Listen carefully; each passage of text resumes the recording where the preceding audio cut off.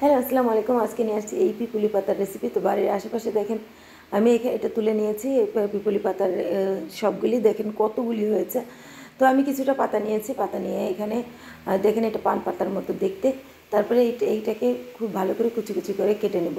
এটাকে ভালো করে ধুয়ে নেবেন, মাটি থাকতে পারে। তারপরে এখানে আমি ভালো করে ধুয়ে তারপরে এটা ছুরির সাহায্যে কুচি কুচি করে কেটে নেবেন। তারপরে এই যে কাবাব শেপে দিয়ে দেবেন। দেখেন কতটা সুন্দর কাবাব আমি রেসিপি দিয়ে দিচ্ছি।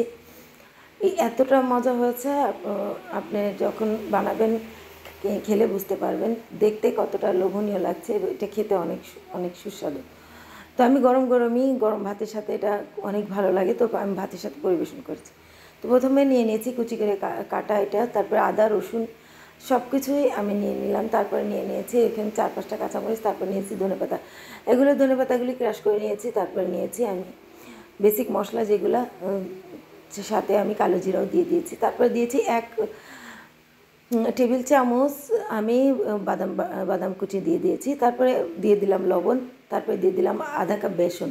তো বেসন দিয়ে ভালোভাবে, আমি কিন্তু চালের গুঁড়ো অ্যাড করিনি, আপনি চাইলে চালের গুঁড়ো অ্যাড করতে পারেন আরও মুচমুচে হওয়ার জন্য। তো আমি এটা এখন কাবাবের শেপে দিয়ে দিব। তো আপনারা চাইলে যে কোনো শেপ দিতে পারেন। এটা কাবাবের শেপ দিয়ে দিয়েছি। তো দেখেন আমার এটা হয়ে গিয়েছে। তারপরে কড়াইয়ে আমি অল্প করে তেল দিয়ে দিলাম।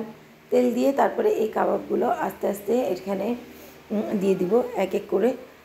তো এটা আপনি এপিট ওপিট করে একটু মিডিয়াম লো আঁচে আপনি এটা ভাজবেন।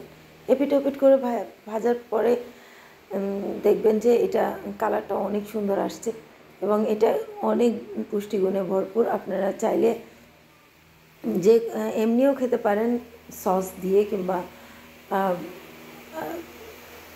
ভাতের সাথে খেতে পারেন। আমি একদম গরম গরম ভাতের সাথে পরিবেশন করেছি।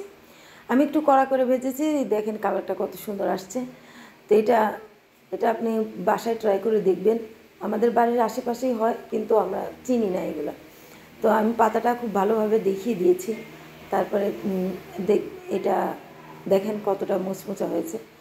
তো কেমন লাগলো আমার এই রেসিপি? লাইক দিবেন, শেয়ার দিবেন, পাশে থাকবেন।